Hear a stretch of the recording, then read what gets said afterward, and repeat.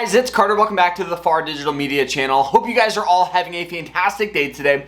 Now in today's video, we are talking about this. This is the DJI Mini 3. We're going to be doing a full comprehensive review, the pros, the cons, and everything you guys must know about this drone. So I hope you guys all enjoy it. If you guys do, hit that like button, subscribe, and if you guys want to get this drone, I'll put a link to it down below and you guys can get it there, and it really helps out the channel. So guys, let's jump into this. So what is this? This is the DJI Mini 3. So this is the third of this series.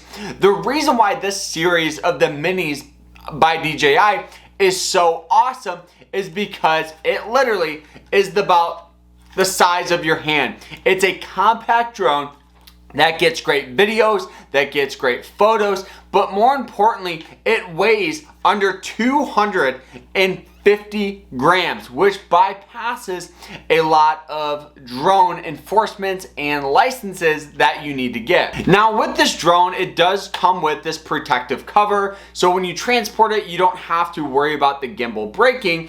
And look at this. It's super easy to pop these blades out right here like such, and you guys can see it's nothing crazy, but this drone can fly up to level 5 winds, which is actually pretty good. And the battery is right in the back, making it very easy to access.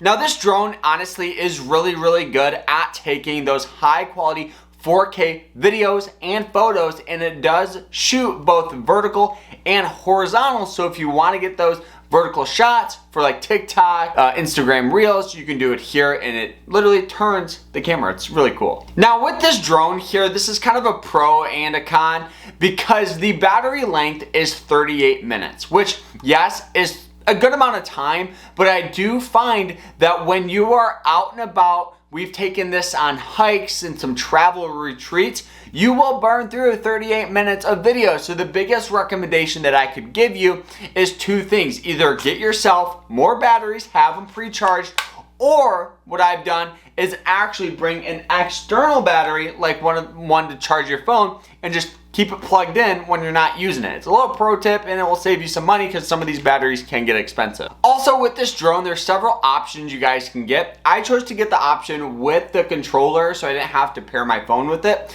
And I really think that is a really cool feature. I love being able to have a nice dedicated remote to this. And what's cool about getting these RC remotes is if you ever want to upgrade your drone, you do not have to get a new, controller, which is cool. So this is kind of the best of both worlds. It makes it very easy to use, user-friendly, and it's honestly not very hard flying the drone. And honestly, it helps you land, it helps you fly.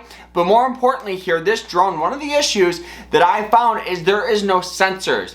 Some of the beginner style drones actually will have sensors, so if you are about to hit a tree or something along those lines, it will kind of bounce it away. The only sensors that this drone has is on the top and bottom for takeoff and landing. Also with this drone is it's super quiet. I've had some drones in the past that are larger, and honestly, they're loud. They're a lot louder, which in hindsight isn't that big of a deal, but if you're flying in public, you don't want to have any disturbance. Now overall, this drone, you can find it for under $600, which in my opinion is actually a steal.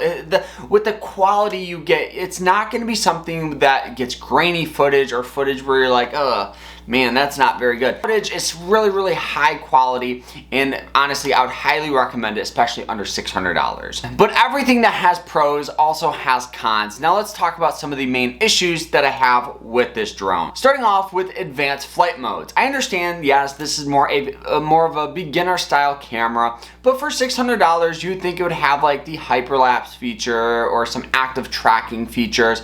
Unfortunately, they just have a very basic analog of flight patterns, such as circling a house, such as comet, where such as rocket, where you take off. It's really cool, but I just wish there was a little more. Also with this camera, I did take a couple of photos in a little bit of a lower light setting, and they're not as good. Obviously, the more light you have, the better your camera's gonna perform. I really wouldn't recommend this drone for any huge low light footage. And like we already said, I would recommend getting some batteries.